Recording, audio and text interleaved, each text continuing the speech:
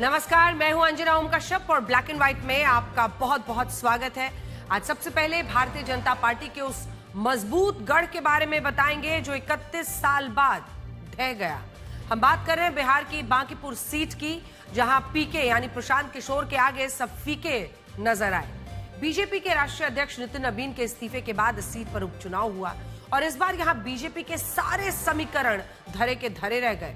एक साल पहले जिस बांकीपुर सीट पर प्रशांत किशोर की पार्टी की जमानत तक जब्त हो गई थी, वहीं पीके ने बीजेपी को करीब 20,000 वोटों से हरा दिया। और इसीलिए हम कह रहे हैं कि बांकीपुर में बीजेपी के आगे सब फीके। तो इसका विस्तृत विश्लेषण आज आपको दिखाएंगे कि आखिर क्या वजह रही कि प्रशांत किशोर यहां पर बाजी मार गए। इधर पेपर लीक के मुद्दे पर दिल्ली के जंतर मंतर से उठी चिंगारी अब झारखंड की राजधानी रांची तक पहुंच चुकी है। हजारों जेनजी युवा सड़कों पर है। मुद्दा सिर्फ एक परीक्षा का नहीं बल्कि लाखों युवाओं के भविष्य और उस भरोसे का है जो पेपर लीक और धांधली के इन आरोपों के तले हर दिन टूट रहा है। आज सवाल ये भी है कि दिल्ली के जंतर मंतर पर जो भी नेता, राजनीतिक दल, सोशल मीडिया इन्फ्लुएंसर्स और बहुत सारे सेलिब्रिटी युवाओं के हक के लिए जोर शोर से आवाज उठा रहे थे, आज झारखंड के इस आंदोलन पर कई जगहों से बहुत सन्नाटा है। लेकिन आज ब्लैक एंड व्हाइट में हम आपको दिखाएंगे कि कैसे झारखंड और जंतर मंतर में एक अंतर दिख रहा है और यहां पर बच्चे कैसे अपने इस आंदोलन को बहुत तेजी के साथ, बहुत संजीदगी के साथ और लगातार निरंतर आगे ले जा रहे हैं। इसके बाद आपको बताएंगे कि कैसे बाढ़ और भूस्खलन की वजह से देश के कई इलाके मुसीबत में हैं। जम्मू कश्मीर हो, केरल, असम, यहाँ पर बारिश, बाढ़ और भूस्खलन ने भारी तबाही मचाई है। 100 से ज्यादा लोगों की मौत हो चुकी है। हजारों बेघर हो चुके हैं। लाखों लोग पानी की वजह से घरों में कैद हैं। तो आज असम से लेकर केरल तक हर जगह की ग्राउंड रिपोर्ट आपको दिखाएंगे और दिखाएंगे कितनी बड़ी ये मुश्किल इस बार सामने खड़ी है। और आखिर में आपको ग्लासगो में हुए कॉमनवेल्थ गेम्स के बारे में बताएंगे, जहां भारतीय खिलाड़ियों ने शानदार प्रदर्शन करते हुए 39 मेडल अपने नाम किए। और सबसे बड़ी खुशखबरी यह है कि भारत अब 2030 कॉमनवेल्थ गेम्स की मेजबानी करने जा रहा है, जिसकी आधिकारिक घोषणा हो चुकी है। लेकिन आज सबसे पहले हम आपको यह बताएंगे कि प्रशांत किशोर ने बीजेपी को बांकीपुर की उस सीट पर कैसे हरा दिया, जहां बीजेपी लगातार 9 चुनावों से जीत रही थी।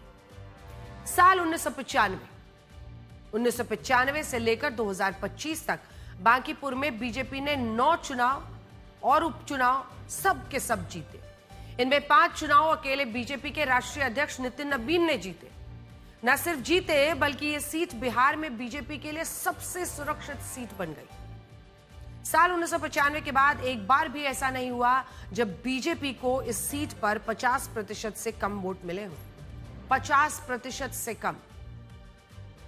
ये आंकड़े बताते हैं कि पिछले 5 चुनाव में बीजेपी को इस सीट पर 60% से ज्यादा वोट मिले और हर बार वो बांकीपुर की सीट कम से कम 30 से 60% वोटों के अंतर से जीती है। आपके सामने हमने इसीलिए सारे नंबर्स रख दिए। 1995 में देखिए लगभग 40.68% वोट, फिर साल 2000 आते आते 54.93, फिर 2005 की फरवरी में देखिए 59% के आसपास, 2005 में देखिए अक्टूबर का महीना 69%, 2006, 2010, लेकिन ये 15, 20 और 25 आप देखिए लगातार कंसिस्टेंटली 60 और 60% से ऊपर है। ये सीट पर दूसरी पार्टियों को वोट नहीं मिलते थे। उतने वोटों से बीजेपी इस सीट पर हर बार चुनाव जीता करती थी। लेकिन इस बार के उपचुनाव में ऐसा उलटफेर हुआ कि आज हर कोई ये पूछ रहा है कि प्रशांत किशोर ने पिछले 30 दिनों में आखिर ऐसा क्या कर दिया कि उन्होंने बांकीपुर में बीजेपी का 30 साल पुराना सबसे सुरक्षित किला ढा दिया। सिर्फ एक साल पहले 2025 में जब बिहार में विधानसभा के चुनाव हुए थे, तब बांकीपुर में बीजेपी को 62.6%, ये जो आप देख रहे हैं 62.6% वोट मिले थे। और हैरानी की बात यह है कि उस चुनाव में प्रशांत किशोर की जनसुराज पार्टी भी लड़ी थी और इस सीट पर जनसुराज पार्टी की जमानत जब्त हो गई थी। 7,000 वोट हासिल हुए थे पूरे। अब चुनावी इतिहास में ऐसे बहुत कम उदाहरण मिलते हैं जब किसी पार्टी ने एक साल के अंदर इतना बड़ा कमबैक कर लिया। लेकिन इन उपचुनावों में सारी कहानियां, सारे विश्लेषण और सारे अनुमान धरे के धरे रह गए। जिस सीट पर प्रशांत किशोर की पार्टी पिछले साल जमानत भी नहीं बचा पाई थी, वहां इस बार उपचुनाव में प्रशांत किशोर लगभग 20,000 वोटों से जीते हैं और उन्हें कुल 49.2% जो है वो वोट मिले, जबकि बीजेपी 34 यानी लगभग जो 50-60 वो लाती थी उसके आधे के से थोड़े ज्यादा पर यानी 34.4% वोट बीजेपी को मिले। इसका मतलब यह हुआ कि प्रशांत किशोर और बीजेपी के वोटों में 15% का अंतर रहा और 15% का अंतर कोई छोटा मोटा अंतर नहीं होता, वो भी ऐसी सीट पर जहां बीजेपी लगातार जीतती थी। उनका गढ़ माना जाता है जहां की जातिगत समीकरण बीजेपी के पक्ष में माना जाता था। बांकीपुर में बीजेपी ने नीरज सिन्हा को उम्मीदवार बनाया जो कायस्थ समुदाय से आते हैं। पूर्व विधायक और बीजेपी अध्यक्ष नितिन नबीन भी इसी कायस्थ समुदाय से आते हैं, जिनकी बांकीपुर सीट पर जानते हैं आबादी सिर्फ कायस्थ वोट कितना है, 14%। प्रशांत किशोर ब्राह्मण समुदाय से हैं, जिनकी आबादी इस सीट पर लगभग 7% है। हमने इसीलिए आपके सामने पूरा ब्रेकअप निकाला है। आरजेडी ने रेखा कुमारी को चुनाव लड़ाया जो वैश्य समुदाय से आती हैं और वैश्य भी आप देख रहे हैं कि लगभग 9% है। बांकीपुर में 9% आबादी वैश्य समुदाय के लोगों की है, 9% ही आबादी मुस्लिम समुदाय के लोगों की है। अब बीजेपी के लिए माना जाता था कि उसे बांकीपुर में कायस्थ वोट भी मिलते थे, ब्राह्मण वोट भी मिलते थे, भूमिहारों के वोट भी मिलते थे और राजपूत और कुर्मी समुदाय के वोट भी मिलते थे। तो ये पूरा नंबर जो है, और इन आंकड़ों से ऐसा ही लगता था कि बीजेपी के लिए बांकीपुर में जीतना मुश्किल नहीं होगा और अगर बीजेपी को जातिगत समीकरणों में किसी पार्टी से टक्कर मिल सकती है तो वो पार्टी लालू यादव की आरजेडी होगी। लेकिन ये सारा गेम पलट गया है। अब सबसे बड़ी बात, इससे पहले कि हम आगे बढ़े, आपको बताना चाहते हैं कि बांकीपुर सीट, आप सोचिए कि पटना में एक अर्बन सीट मानी जाती है, एक शहरी सीट जिसपे अगड़ों का अच्छा खासा बोलबाला है। ऐसे में अगर आप देखें तो कैरेक्टर और केमिस्ट्री से ये सीट बिल्कुल बीजेपी की लगती है। लेकिन बांकीपुर साल 2006 के बाद सबसे कम मतदान इस बार हुआ है। बाई इलेक्शन में सिर्फ 34% वोट इस बार डाले गए। अब ये देखिए कि प्रशांत किशोर की पोल मशीनरी ने बीजेपी की पोल मशीनरी को आखिर कैसे हराया। आप खुद सोचिए, प्रशांत किशोर के सामने सबसे बड़ा चैलेंज, सबसे बड़ी चुनौती क्या थी? वो जानते थे कि इन उपचुनाव में उनका मुकाबला उस बीजेपी से है जिसके पास दशकों पुराना संगठन है, हर बूथ पर कार्यकर्ता है, मजबूत जातीय समीकरण है, सरकार की ताकत है, संसाधन है और चुनाव लड़ने और चुनाव जीतने की एक सेट टेम्पलेट है। जबकि प्रशांत किशोर के पास ऐसी मशीनरी नहीं थी। उनकी जन स्वराज पार्टी केवल 2 साल पुरानी पार्टी थी, स्थापित वोट बैंक भी नहीं था, पिछली बार सारी सीटें हार गए थे, एक सीट नहीं जीत पाए थे, सीमित संगठन था और सबसे बड़ी बात, पिछले साल की करारी हार का एक बड़ा बोझ था। और ऐसे में ये मुकाबला चुनावी मशीनरी के स्तर पर बराबरी का कहीं से नहीं लग रहा था और यहीं से प्रशांत किशोर ने अपनी पार्टी और अपनी रणनीति में कई बड़े बदलाव किए। सबसे पहले उन्होंने खुद चुनाव लड़ने का फैसला किया, जबकि पिछले साल उन्होंने ऐसा नहीं किया था, चुनाव ही नहीं लड़े थे। दूसरा, उन्होंने पार्टी के चुनावी ढांचे को छोटा और प्रभावी बनाया, यह तय किया कि उनकी मुख्य टीम में 100 से ज्यादा लोग नहीं होंगे। इसके बाद उन्होंने हर टीम के लिए अलग अलग जिम्मेदारियां तय की, जिनमें बूथ प्रबंधन, महिलाओं तक पहुंच, जातीय संपर्क, जो डेटा और एनालिटिक्स है और सोशल मीडिया, सबको उन्होंने शामिल किया। यानी टीम में कम लोग रखे लेकिन उन्हें ऐसे काम सौंपे जो बिल्कुल स्पष्ट थे। इसके बाद जब बीजेपी और आरजेडी उपचुनाव की तैयारी कर रही थी तब प्रशांत किशोर लगभग 2 महीने पहले ही बांकीपुर में सक्रिय हुए और यही सबसे बड़ा अंतर आया। प्रशांत किशोर और बीजेपी की पोल मशीनरी में एक और बड़ा अंतर यह था कि उन्होंने बड़ी रैलियों पर कम भरोसा किया। बड़ी रैलियां और रोड शो करने के बजाय प्रशांत किशोर ने पूरी रणनीति डोर टू डोर अभियान पर बनाई। अब देखिए, वो चुनाव प्रचार के दौरान गलियों में पैदल घूमे, चाय की दुकानों पर बैठे, अलग अलग मोहल्ले में गए और घर घर यात्रा की, बैठके की, रात तक पदयात्राएं की, छोटे छोटे समूह में लोगों से मुलाकात की और वार्ड स्तर पर वोट बैंक तैयार किया। मंच पर चढ़कर नहीं बल्कि मंच से उतरकर लोगों के बीच जाकर ये चुनाव वो लड़े और उन्होंने जो मुद्दे उठाए वो बहुत अहम मुद्दे थे। उन्होंने लोगों से जाकर ये पूछा कि उनके यहाँ सड़क कब बनेगी, उनके यहाँ जल भराव क्यों होता है, ट्रैफिक की समस्या कब खत्म होगी, नौकरियां कहाँ है, शिक्षा का क्या हाल है, स्थानीय प्रशासन जवाबदेह क्यों नहीं है। ऐसे मुद्दे वो लोगों के बीच उठाते रहे और ये सारे मुद्दे उठाकर उन्होंने इस चुनाव को बांकीपुर के मुद्दों का चुनाव बनाया। और ऐसा नहीं है कि ये रणनीति पहली बार अपनाई गई, इस रणनीति को पहले भी कई चुनाव में अलग अलग नेताओं ने अपनाया है। लेकिन प्रशांत किशोर ने इन मुद्दों को एक योजना के तहत उठाया और जानते हैं बीजेपी को हराने के लिए उन्होंने बांकीपुर में 250 प्रोफेशनल वॉलंटियर्स को उतार दिया, जो प्रशांत किशोर को चुनाव जिताने के लिए सिर्फ काम नहीं कर रहे थे बल्कि प्रोफेशनल्स की तरह इस टास्क में पूरी तरह जुटे हुए थे। यानी जिस वक्त बीजेपी की तरफ से मुख्यमंत्री सम्राट चौधरी, नितिन नवीन, चिराग पासवान, रविशंकर प्रसाद, मनोज तिवारी, रवि किशन, कई केंद्रीय मंत्री और राज्य मंत्री समेत 40 स्टार प्रचारक बीजेपी को जिताने के लिए रैलियां कर रहे थे, तब प्रशांत किशोर ने 250 लोगों की एक प्रोफेशनल टीम को मैदान में उतारा हुआ था, जो डेटा के साथ मुद्दों पर लोगों को प्रशांत किशोर से जोड़ने में जुटी हुई थी। यहां प्रशांत किशोर बांकीपुर के लोगों से एक बात बार बार कह रहे थे कि अगर लोग उन्हें चुनेंगे तो वो उन्हें शर्मिंदा नहीं करेंगे। यानी वो लोगों को ये भरोसा दिलाना चाहते थे कि अगर इन उपचुनाव में जनता ने उन्हें चुनकर विधानसभा भेजा तो वो अकेले ही सरकार के नीतिगत फैसलों पर उसे जवाबदेह बनाने के लिए काफी है और विधानसभा में विपक्ष की आवाज कमजोर नहीं होगी। पश्चिम देशों में इस सिद्धांत को सबसे ज्यादा पसंद किया जाता है, जिससे लोग ये सोचते हैं कि सरकार पर दबाव बनाए रखने के लिए एक ऐसे नेता को चुनाव जीतकर जरूर भेजा जाए जो कम से कम अपनी आवाज उठा सके, उनकी आवाज उठा सके या इस मुद्दे को सही से पेश कर सके। जैसे भरत तिवारी एनकाउंटर, इस मुद्दे पर बिहार में बहुत विवाद हुआ, लेकिन विधानसभा में यह मुद्दा इस तरह से उठा ही नहीं जैसे कई लोग सोच रहे थे, चाह रहे थे। और यहां चिंता सिर्फ बीजेपी के लिए नहीं है बल्कि चिंता विपक्षी पार्टियों के लिए भी है। प्रशांत किशोर लंबे समय से कहते रहे हैं कि बिहार में काफी लोग बीजेपी को इसलिए वोट देते हैं क्योंकि वो आरजेडी को सत्ता में नहीं देखना चाहते। और प्रशांत किशोर के मुताबिक वो बांकीपुर के नतीजों से ऐसा संकेत देने में कामयाब रहे हैं कि अगर लोगों को कोई विश्वसनीय तीसरा विकल्प मिलता है तो वो बीजेपी और आरजेडी दोनों से हटकर भी वोट दे सकते हैं। और यही वजह भी है कि इस उपचुनाव में बीजेपी प्रशांत किशोर से 15% वोटों से पिछड़ी और आरजेडी की तो जमानत ही जब्त हो गई, जबकि आरजेडी बिहार की मुख्य विपक्षी पार्टी है।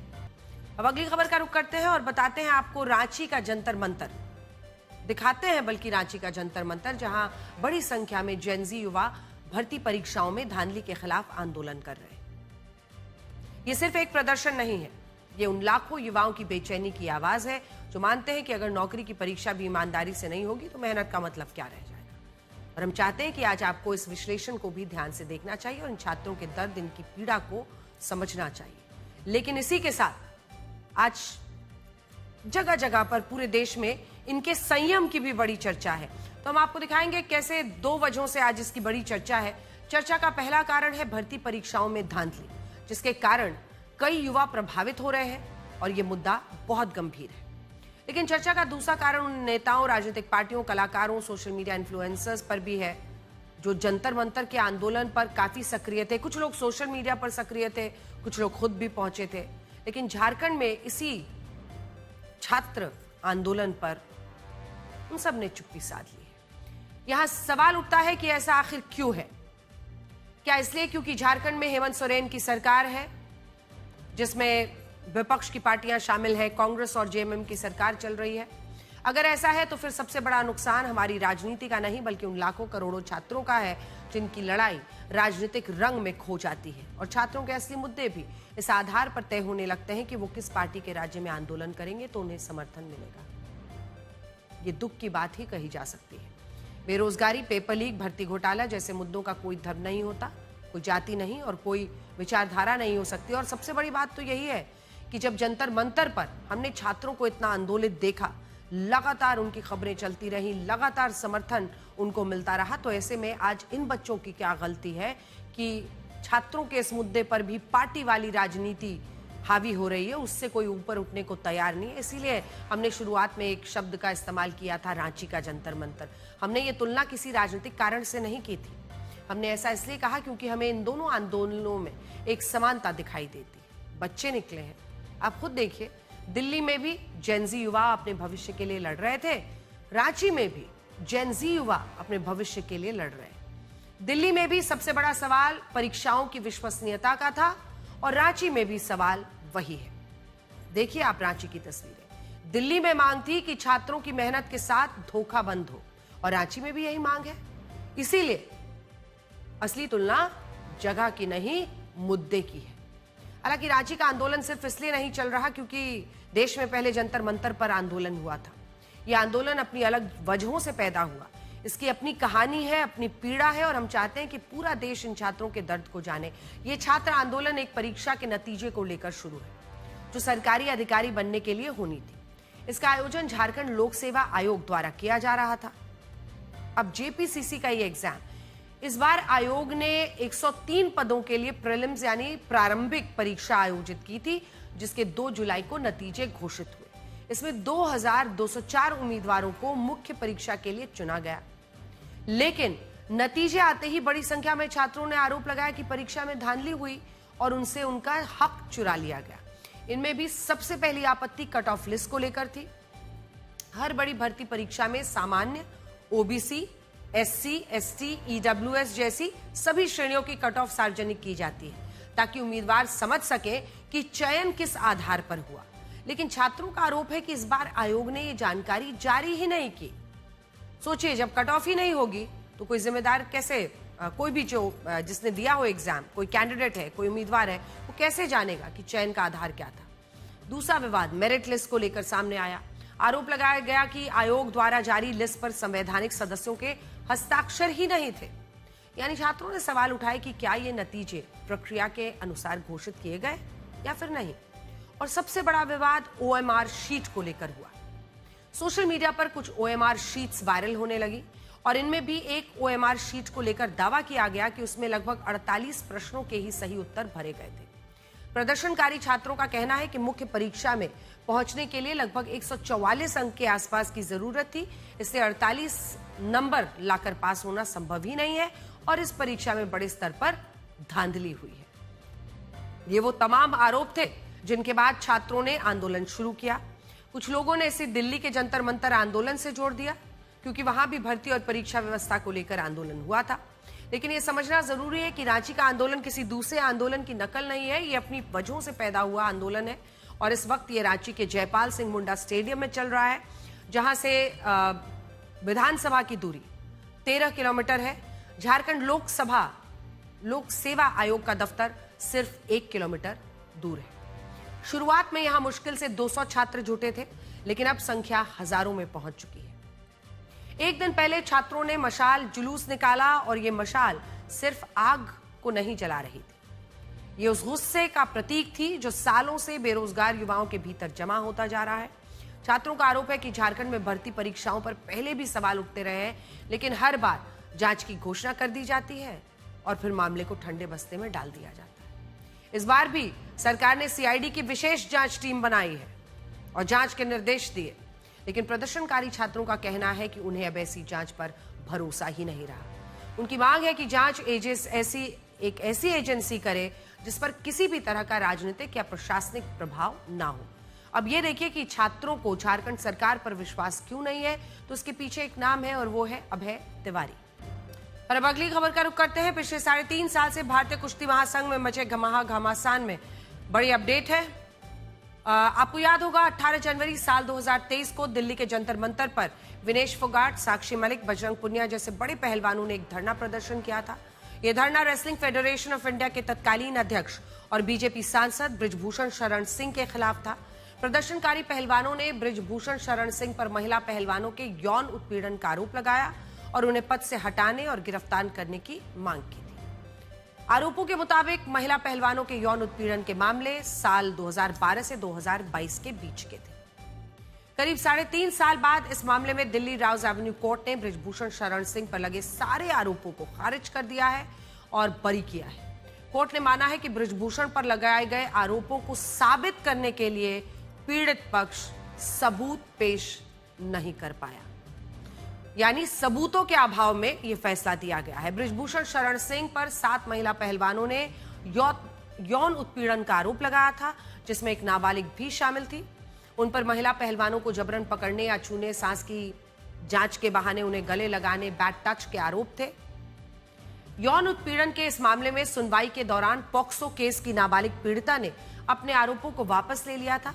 माना जा रहा है कि यह केस वापस लिए जाने के बाद बृजभूषण पर लगे अन्य पीड़ितों के आरोपों पर कई सारे संदेह खड़े हुए और वकीलों ने फिर उस पूरे मामले को उसी तरह से आगे उठाया। इधर दिल्ली पुलिस ने पॉक्सो केस में 550 पन्नों की रिपोर्ट में बताया कि नाबालिग के आरोपों को साबित करने वाले सबूत नहीं थे। इसी रिपोर्ट में पीड़िता की तरफ से दावा किया गया उसने बृजभूषण शरण सिंह पर जो आरोप लगाए थे वो टीम में ना चुने जाने की निराशा, मानसिक तनाव की वजह से लगाए गए थे। अब ये बातें जब सामने आई पीड़िता के नए बयान और जांच के बाद पुलिस ने पॉक्सो केस को रद्द करने की रिपोर्ट दाखिल की थी। फिलहाल राउज एवेन्यू कोर्ट के फैसले से पूर्व बीजेपी सांसद बृजभूषण शरण सिंह बहुत खुश नजर आ रहे हैं। उनका कहना है कि वो पहले से ही जानते थे कि सारे आरोप कोर्ट में धराशायी होंगे और इसी वजह से वो साल 2023 में हुए बवाल के बावजूद अपना पद छोड़ने के लिए तैयार नहीं थे। अगली खबर का रुख कर रहे हैं। इस समय देश के कई इलाकों में बारिश, बाढ़ और भूस्खलन की वजह से तबाही मची है। 24 राज्यों, केंद्र शासित प्रदेशों में सामान्य से कम बारिश दर्ज की गई है। वहीं दूसरी तरफ कई राज्य ऐसे हैं जहां भारी बारिश, बाढ़, तबाही मची हुई है।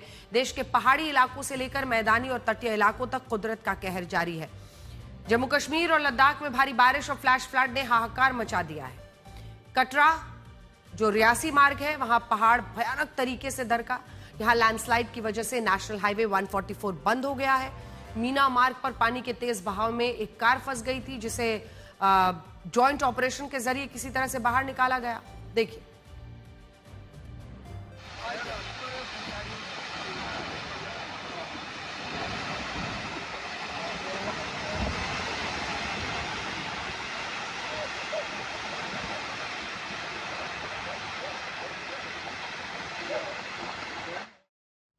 इधर करगिल के चितकन इलाके में नाला उफान पर आने से कई गांव सैलाब की चपेट में आ गए हैं। गांदेरबल में फ्लैश फ्लड के चलते कुछ ही देर में पूरा एक इलाका ही डूब गया। रास्तों में पानी भर गया और घरों में पानी की दीवार में इस वक्त एक तरह से जितने भी घर हैं वो कैद हो चुके हैं। सोनमर्ग इलाका पानी का सैलाब तेजी से आगे बढ़ रहा है। उधर श्रीनगर जाने वाले जो हाईवेज हैं उन पर ट्रक्स की लंबी कतारें लगी हुई हैं। मौसम विभाग ने अगले 2 दिनों तक भारी बारिश का रेड अलर्ट जारी किया है जिससे संकट और गहरा सकता है।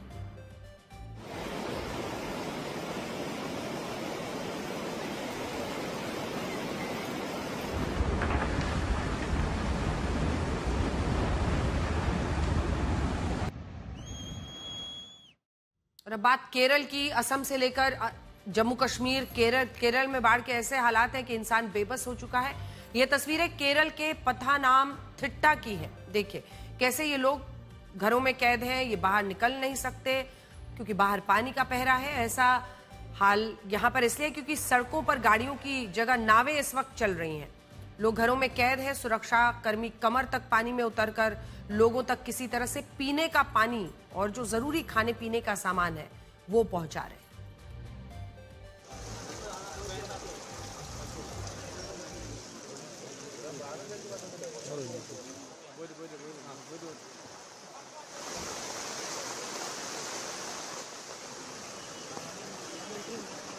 इधर केरल के श्रीकंदपुरम की तस्वीरें आपको दिखाते हैं। बाजार, रिहायशी इलाके, घुटनों तक पानी है। नदियां उफान पर है। पानी घरों के अंदर तक पहुंच गया है। मौसम विभाग ने केरल के 12 जिलों में भारी बारिश का अलर्ट जारी किया है।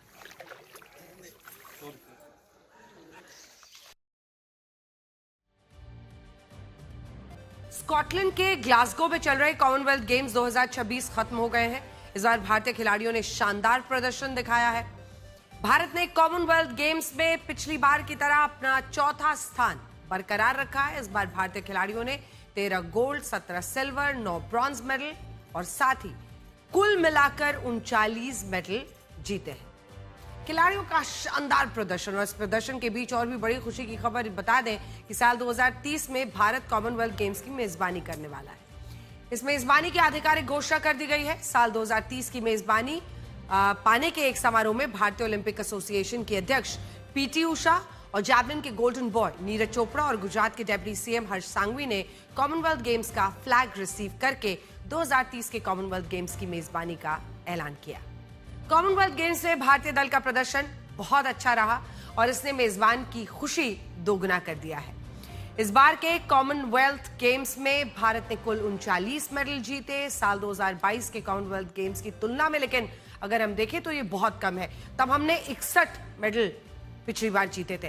हालांकि इस बार मेडल जीतना पिछली बार की तुलना में ज्यादा बड़ी बात है क्योंकि पिछले बार भारत से 210 खिलाड़ियों का दल गया था और इस बार केवल 123 खिलाड़ियों का गया है। छोटा भारतीय दल होने की वजह ये थी कि इस बार ग्लासगो के जो कॉमनवेल्थ गेम्स थे उसमें केवल 10 खेल ही शामिल किए गए थे, जबकि 2022 कॉमनवेल्थ गेम्स में 19 खेल आयोजित किए गए। इस बार बैडमिंटन, कुश्ती, शूटिंग, हॉकी, टेबल टेनिस और क्रिकेट को शामिल ही नहीं किया गया। साल 2022 में करीब 30 पदक हमें इन्हीं खेलों से मिले थे। तो ऐसा देखा जाए तो 2022 में 210 खिलाड़ियों के दल ने कुल 61 मेडल जीते थे, जबकि इस साल 123 खिलाड़ियों के दल ने 39 मेडल जीते हैं।